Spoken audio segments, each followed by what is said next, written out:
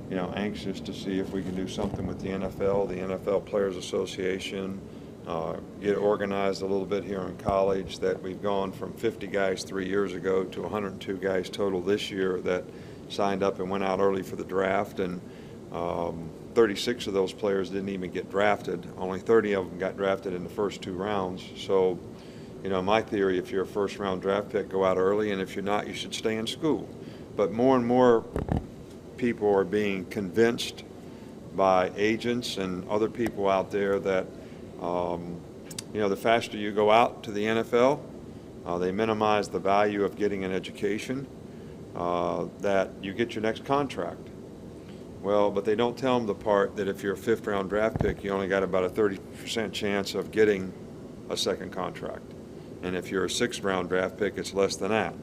So, I think that, culture has changed. Football has, as a developmental game. I don't even think that the people in the NFL want all these guys to come out for the draft. I mean, I think if a guy's a first or second round draft pick, they probably know that those guys can help their team probably right away. But all these other guys, they would rather them stay in school, develop, be higher draft picks next year, have a better chance to make the team, have degrees, so if they don't make the team or get hurt, they have something to fall back on. It just makes too much logical sense. All right, but there's a lot of agents out there that are convincing guys to come out early that have no business of coming out.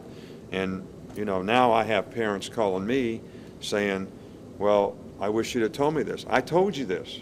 I told you all this. I came to your house and did a home visit and told you this.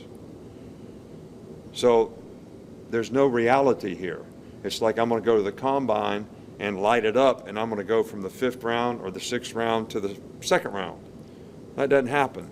It happens the other way more often. You go to the combine and you're not as good as you thought you were compared to everybody else. So I think this is a dose of reality that everybody needs to look at, and all players need to look at, and hopefully they'll learn from it. Do you use a guy like CJ as a counterexample? Do you show it? Prospects, people thinking about it, hey, came back for his senior year, 13th overall pick. Is that the argument you make? Well, we've had, Mark Barron did that and became the 7th pick. CJ did it. Chance Warmack did it and became the, 9th or 10th pick, however he was picked last year. All those guys had really high draft grades as juniors, late first, early second type grades. And, they chose to come back to school because they wanted to graduate. Their parents wanted them to graduate. They were well-grounded, and they understood the importance of, getting an education. The average life expectancy of an NFL player is 3.5 years. That's their stat. So all these guys have a lot more days ahead of them where they're not going to be playing football than when they are. And the way you affect those days is graduate from school. And there's a logical order of things. You go to high school, then you go to college, then you go try to play professionally. Well, now we got the basketball mentality. We're going to go from high school right to the NBA. We're going to go from high school right to the NFL. Well, I'm not sure that that's the right way for any of them. All right, but, that's just my opinion. Are you expecting most of the guys from this signing class to be in for the first part of summer session coming in? We'll find that out when we get final grades in. All right, we haven't got that information yet. I think we may have one guy that may need to go to summer school, but I'm not 100% sure of that right now. And we may have somebody else too, but I'm just not sure. A player like Rashaan Evans, given that fast switch pass rush, what is, for a player like him, what do they have to do to impress you right away to maybe get on the field? Well, I don't think they have to impress me right away. They've already impressed me. I mean, that's why we recruited them. I think what they have to do is have the maturity to focus on what they need to do to be good players in our system, which means they need to learn what to do, how to do it, why it's important to do it that way, and have a little patience with themselves to give them a chance to learn that.